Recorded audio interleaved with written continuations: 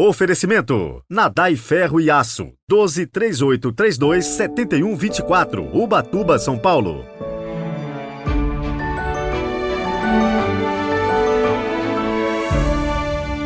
Sábado, 7 de janeiro de 2023. Sejam bem-vindos ao nosso podcast de hoje, que traz o evangelho que narra as bodas de Caná da Galileia. Inclusive, eu tenho um estudo sobre esse texto, versículo por versículo, que você pode encontrar facilmente na playlist do nosso canal do YouTube.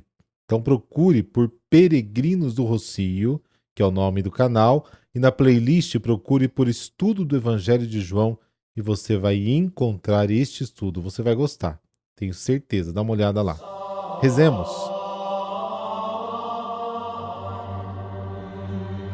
Pelo sinal da Santa Cruz, livrai-nos Deus, nosso Senhor, dos nossos inimigos. Deus eterno e todo-poderoso, pela vinda do vosso Filho, nos manifestastes em vossa luz. Assim como ele quis participar da nossa humanidade, nascendo da Virgem, dai-nos participar da sua vida no reino. Amém.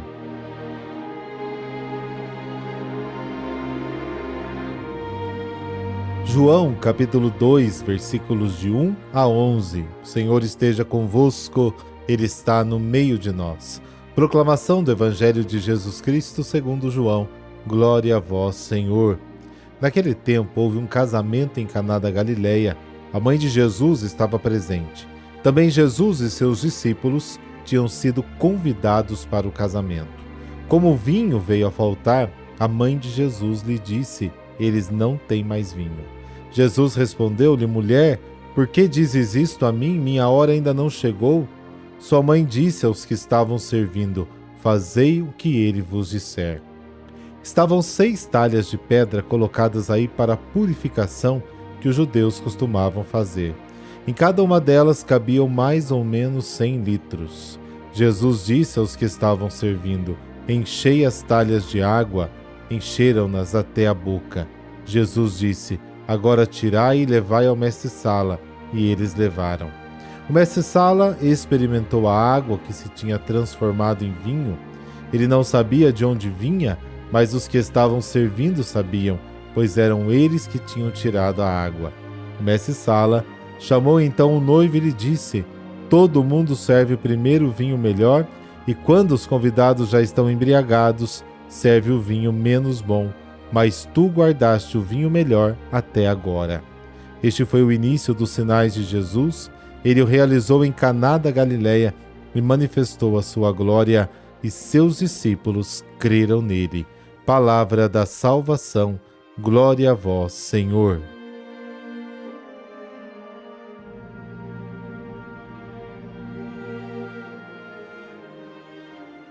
Mais do que a crônica das bodas de Caná, devemos nos preocupar com a presença significativa de Jesus e também da sua mãe. João tem seu próprio estilo para nos apresentar Maria. Ele nunca chama pelo nome, mas com o título de Mãe de Jesus, como está no versículo 1, ou Mulher, como está no versículo 4, porque lhe interessa destacar não tanto a sua individualidade, mas sim o papel que ela desempenhou. Ao longo do Evangelho de João, Maria está presente apenas em 2 momentos. Em Caná, quando Jesus inicia sua primeira manifestação, e no Calvário, quando o Filho, no momento final de sua missão, a entrega como mãe ao discípulo amado. Isso está lá em João capítulo 19. Para compreender bem o Evangelho de João, é importante também recordar o princípio fundamental que rege a compreensão deste Evangelho, a presença de 2 níveis de leitura. Cada página do Evangelho Sagrado contém um nível histórico, que é o das memórias históricas precisas, utilizadas pelo evangelista ao narrar a sua catequese. E também um nível teológico, que é aquele que o texto implica, está presente na mente do autor que escreve, interpretando o fato à luz do evento pascal, à luz da ressurreição. História e teologia estão ligadas e entrelaçadas no Evangelho. Todo o episódio de Caná, relido à luz da Páscoa, deve ser lido desta forma: as núpcias representam a antiga aliança a qual também Maria pertence. O esposo e a noiva são Deus e o povo de Israel, entre os quais não se estabeleceu uma relação de amor permanente, apesar das várias tentativas de Deus. Maria, símbolo do judaísmo, que viveu na expectativa da esperança messiânica, representa a humanidade necessitada que anseia por libertação e aguarda a plena revelação da salvação. O sinal do vinho novo representa o Evangelho de Jesus. Isso está mais explicitamente explicado lá naquele estudo que eu falei para você do Evangelho de João. Então não deixe de ir até o YouTube e verificar.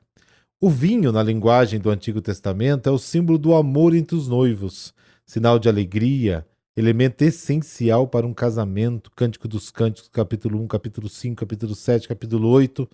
Para os profetas, é considerado um grande dom de Deus, e a sua falta, causada pela infidelidade de Israel à aliança, para os profetas é considerado um grande dom de Deus, e a sua falta, causada pela infidelidade de Israel à aliança, um verdadeiro desastre.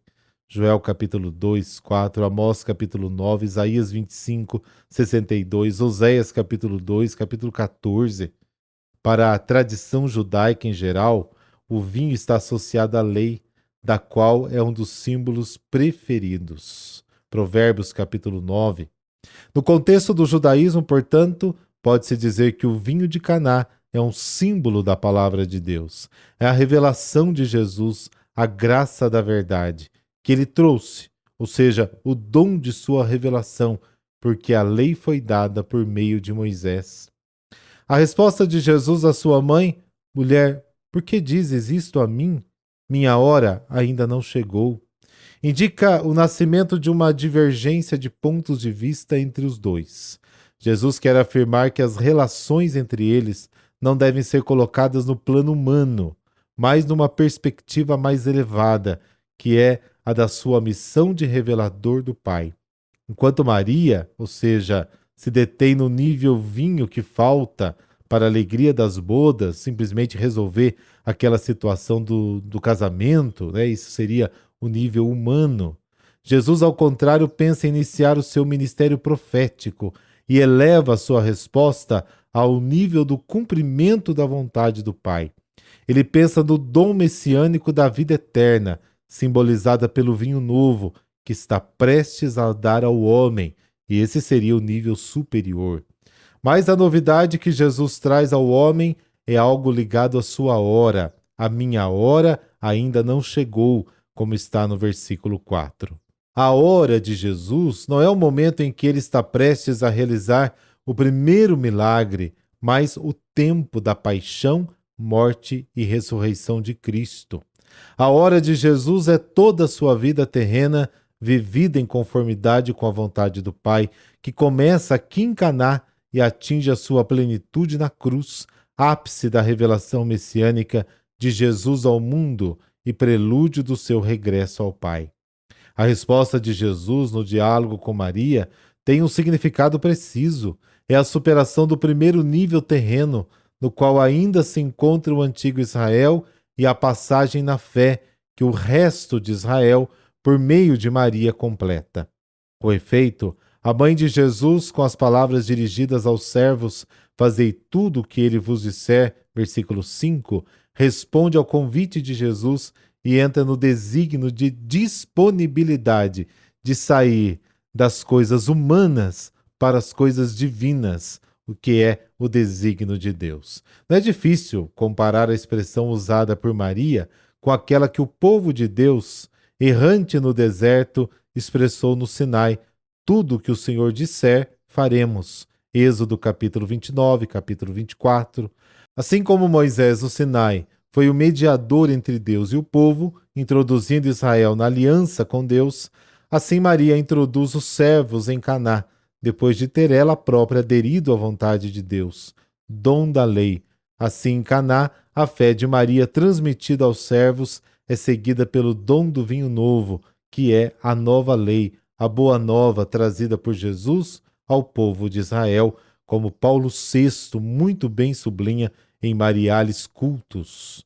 A comparação entre Siná e Caná permite compreender também, na verdade, o significado que o evangelista atribui a Maria com o título de mulher. Com o nome de mulher, Maria já não é só a mãe de Jesus, mas a mulher-mãe, que deverá realizar uma tarefa específica na obra de salvação do seu filho, representar o povo da aliança na sua atitude de abertura e disponibilidade à palavra de Deus.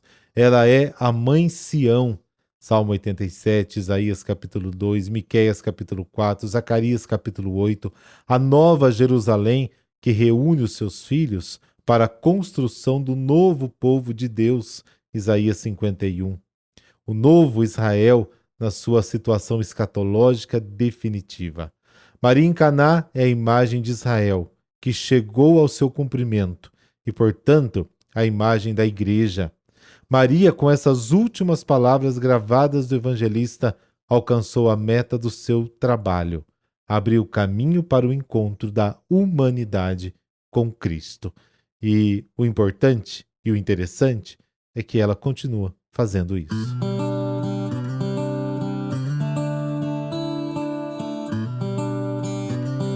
E hoje a igreja celebra São Raimundo de Peñafort. Raimundo nasceu em Barcelona em 1175, era aparentado com os reis da Espanha. Muito inteligente e de grande valor moral, concluiu seus estudos humanísticos na sua cidade e depois foi enviado a Bolonha, na época o maior centro de cultura jurídica da Itália e da Europa. Doutorando-se como jurista, a municipalidade lhe ofereceu a cátedra na mesma universidade, mas ele preferia a vida religiosa. E a convite do bispo de Barcelona, em 1220, tornou-se cônego da catedral e vigário-geral da diocese. Era amigo de São Pedro Nolasco e com este redigiu as constituições da Ordem das Mercês, chamados de mercedários, dedicada à libertação dos escravos cristãos sob os muçulmanos. Aos 45 anos, entrou para a Ordem Dominicana. Foi chamado a Roma pelo Papa Gregório IX para coordenar e codificar a legislação eclesiásticas, os decretais de Gregório IX. Escreveu também um tratado sobre moral mais utilizado pelos confessores durante a Baixa Idade Média. O Papa quis fazer o arcebispo, mas Raimundo recusou, preferindo a vida humilde e de estudo. Por este motivo, abandonou igualmente o cargo de superior-geral dos dominicanos, voltando a Barcelona como um simples frade. Já idoso, criou escolas que ensinassem hebraico e árabe para auxílio dos missionários. Amigo de São Tomás de Aquino, pôde ajudá-lo com o seu conhecimento de línguas orientais e pediu a ele que escrevesse a Summa contra Gentiles, que é a Suma contra os Gentios, obra apologética de apoio aos missionários no mundo muçulmano. Mesmo tendo renunciado a todos os cargos, Raimundo permaneceu como capelão e confessor do Papa, deste modo contribuindo para resolver graves problemas da Igreja e dando conselhos a reis e bispos. Faleceu com 95 anos no dia 6 de janeiro, festa da Epifania, motivo pelo qual a sua memória foi transferida para o dia 7. Senhor, que destes a São Raimundo a virtude de uma admirável misericórdia para com os pecadores e os prisioneiros. Dignai-vos, por sua intercessão, quebrar as cadeias dos nossos pecados para podermos cumprir livremente a vontade de Deus. Amém.